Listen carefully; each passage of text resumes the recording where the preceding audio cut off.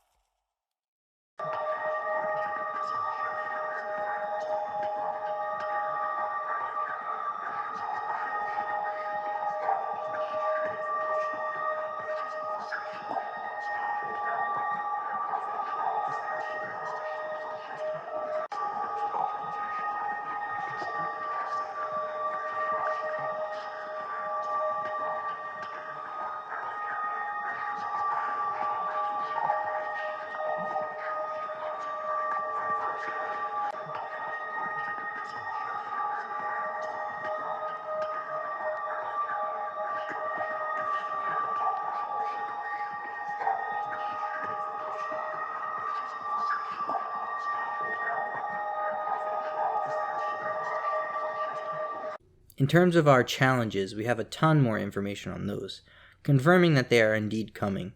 We have some new files related to leaderboards and matchmaking, which leads me to believe that the challenges I talked about in my previous video are not new corruption cards as I had suspected, but in fact are the new co-op game mode. You can queue into a specific challenge with a team and try to beat the challenge to get the most points. You rank up over time and your score will appear on a global leaderboard. Here's some related artwork as well. First, we have icons for your rank on a given challenge from 0 to 5. Next, we have some placeholders for the new challenges showing where they would take place. Blue Dog Mine, The Clog, Evansburg, and Finleyville Manor. Lastly, we have some banners. I'm not sure what these last ones would be used for, but as a Pittsburgh resident, I am loving the blast furnace on this banner in particular. TRS definitely knows their regional history. And lastly, for things that we know for sure, the Flamethrower. We've already had a whole video on that, so I'll just let that one stand. In short, we're getting a Flamethrower. Now, I want to talk about new things and further speculation. I know many of us, including myself, were excited for new melee weapons that never came. That being said, TRS still has a melee rework on their Trello. In addition to that tucked away in the list of gameplay tags, we got a new type of attachment labeled Attachment Melee. This leads me to believe that the melee update is still in the works and those weapons I talked about are still coming in some shape or form. As well, listed in the localization files are 2 more lines, Act 6 and Legendary Mode. Seeing as there's no other reference to Act 6 anywhere in any of the other files, I'm now completely convinced that the devs know we're looking at their stuff and this was put here explicitly for us to find. Nevertheless, that doesn't mean it's fake. Now that we know an extra act is possible with Act 5, a final Act 6 isn't out of the question. As far as Legendary Mode goes, that does have a few more files tied to it. We have some blueprints referencing it, but we also have the online settings referencing it. The fact that it has its own game mode settings leads me to believe this is actually a reference to the challenges stated earlier and not a new difficulty. That's about it in the way of content, but let's talk some fun facts. I mentioned in a previous video that Swing Point had said Dan had to be nerfed before the release because one of his abilities was too overpowered. It turns out that ability was infinite stamina for the rest of the level. That sounds overpowered to me, so I have no idea how it made it all the way to playtesting. It also seems like there were 2 more gadget cards planned for this update.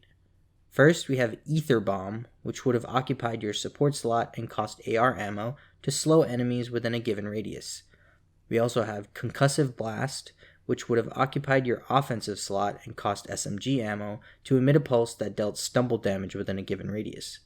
Both sound like pretty fun cards, but given how overpowered expired T5 is at the moment, maybe it's for the best we didn't get them. Lastly, in case you didn't make the connection already, the new gun skins are actually tied to specific cleaners. We have Do Harm for Doc, Enfuego for Evangelo, Pluro Tremata for Hoffman, and Sentimental for Mom. No love for the other cleaners, I guess. Still waiting on Charisse and Hangs Watts. And that's it for this update. Some very fun stuff still coming, but in the meantime, remember to join our Discord for a first look at any mods we put out, and just general discussion of the game. Until next time, have a good one, everybody.